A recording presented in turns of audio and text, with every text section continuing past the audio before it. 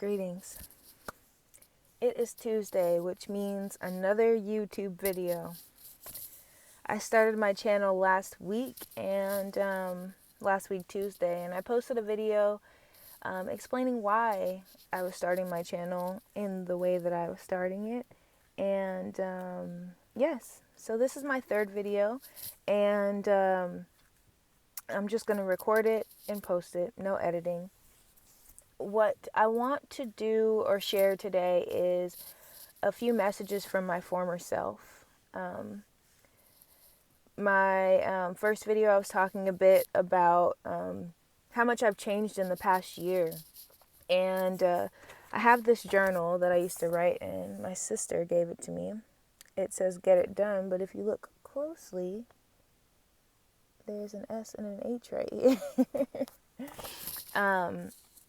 But I wanted to kind of go back in time to myself a little bit over a year before today, or a year ago today, and just read some things that I was experiencing at that time, because I have seen that it is a pattern that is repeating in my life. I was going to make a video about why I cut my locks, but then the theme as far as why I cut my locks, it'll all come together when I read these passages. So every time I write in this, I put the date, the time, and the location of where I was. So I wrote this on Monday, February 21st, 2022. And I was living in Harlem, New York at the time. Nothing matters, yet everything does at the same time.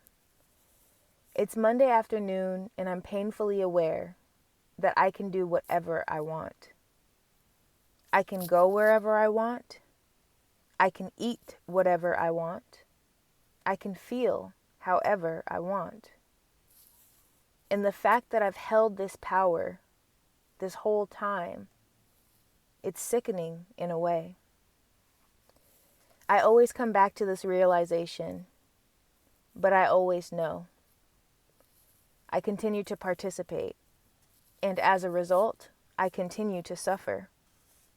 A prisoner to self, a guard of what? Perhaps my highest potential. How long will I keep playing this game? So that was at 12:31 p.m.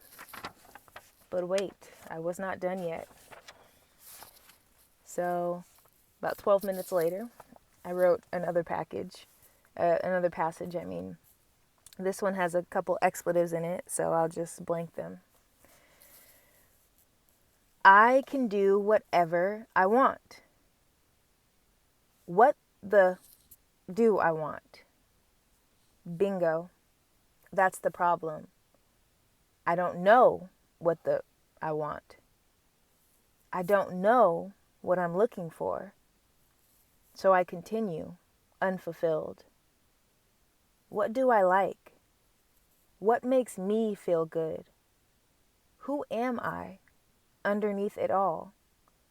Without the filters, the associations, the masks, the aliases, the alliances, the systems, who am I beyond everything, seen and unseen? How do I find that person? And that is that.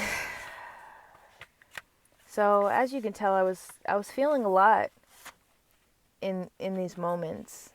I wrote another passage, but there I got a little bit more personal. Actually, I'll share a little bit from here. I was talking a bit about a relationship that I was recently out of at that time. And I said, my next priority is self. I need unconditional love. Therefore, I need to love myself as such. Fully experience the love I ask for, as both giver and receiver. Only then can I truly ask for it and know that I deserve it. I have to do right by myself in all ways, alone, pertaining to self and to myself, and alongside myself as former and future beings / higher self. So this, like I said, the theme was relevant because at first I was going to make a video about why I cut my locks. And there are things in life, things, people, places, relationships, jobs, situations that we identify with. And sometimes we start to think that we are that. For example, say you work a job as a teacher. You may see yourself as a teacher. You may see yourself as one who is to give knowledge to other people. You may see yourself as that.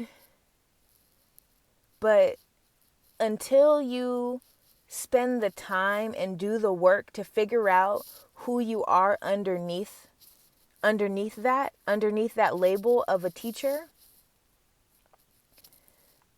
I'm not going to say you'll feel unfulfilled. I don't want to project any feelings onto anyone else, but I think it's very important that we all do some deep work to figure out who we are. Because if we keep putting ourselves in these different situations, different places, different labels, all of those things kind of like pile on top of who we are within, because those are all external things that were made up in this world. But we exist on multiple dimensions, and we are way deeper than our physical bodies or even our emotions, our labels, our jobs. So there's a saying that you'll keep running into the same issues until you learn the lesson. And this is a lesson that I have not learned yet. Hold on. There we go. This is a lesson that I have not completely learned yet. Because if I did, I would not be experiencing this once again almost a year later. And like I said in the first journal entry, I always come back to this. And I will continue to come back to this until the job here is done. The job of finding out who I really am. And there are so many layers to me. And when I feel myself start to identify too much with a label, a relationship, a situation, a job, that's when I know that has likely run its course. And it may be dangerous to continue in that. And it might sound crazy, but that's how I felt about my locks. I realized that I was identifying too much, taking like too much pride in my locks. And I don't know, it might sound crazy to other people, but I felt this transition of my life. I felt that it was time for this change, for this transition to occur. And I felt the way I was feeling towards my hair. Mind you, that was the longest that I've ever grown my hair out. And I started to identify too much with my hair. And that's how I knew I had to cut it. I knew I had to cut it off and start it all over so that I would know and learn from that situation that I am not my hair. When I cut that first lock off, I held it in my hand and I just paused for a second and looked at it. I felt like there was a piece of me in my hand. And it was a very emotional moment, but I knew I had to do it. And this is bringing it full circle to coming back to this feeling once again. And just accepting the fact that sometimes we have to let things go in order to grow, in order to make it to our next step.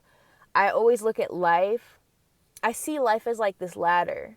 And it's like we're constantly climbing, constantly climbing, constantly climbing, constantly climbing.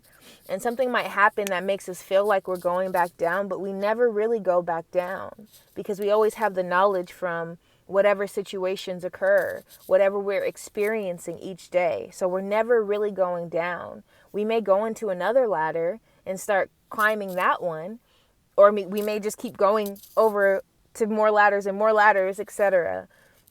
However, everything is in divine timing, everything is in divine alignment. And this is coming from somebody who didn't used to believe that at all, who used to question, why is this happening to me? But now, instead of questioning why things are happening to me or why things are going, I'm learning to accept and I'm learning to trust that everything I'm going through, even if it hurts, even if it sucks, even if it feels horrible at that time, it is pushing me towards my highest self, pushing me towards my greatest good, and it's all in divine timing and divine alignment for who I am becoming. So that is it for today's video. Again, I'm not editing, I'm just going to post it.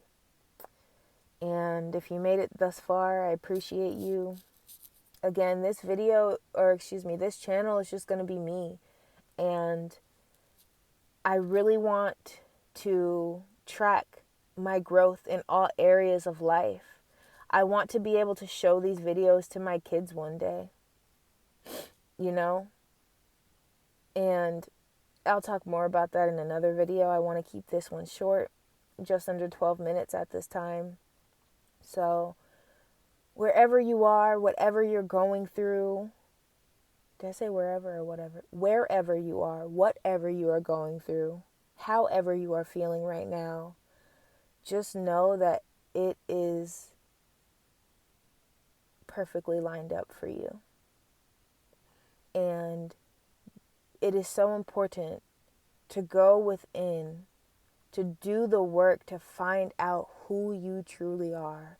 Not who the world says you are, not who your friends say you are, not who your boss says you are, not even who your significant other, husband, wife, did I already say parents, society? Who are you underneath all of that? Spend the time to figure that out, and you're unlocking the key to life. That is it. Sending peace, sending love, sending clarity, and just love. Just love the process. Trust the process and love the process. Peace.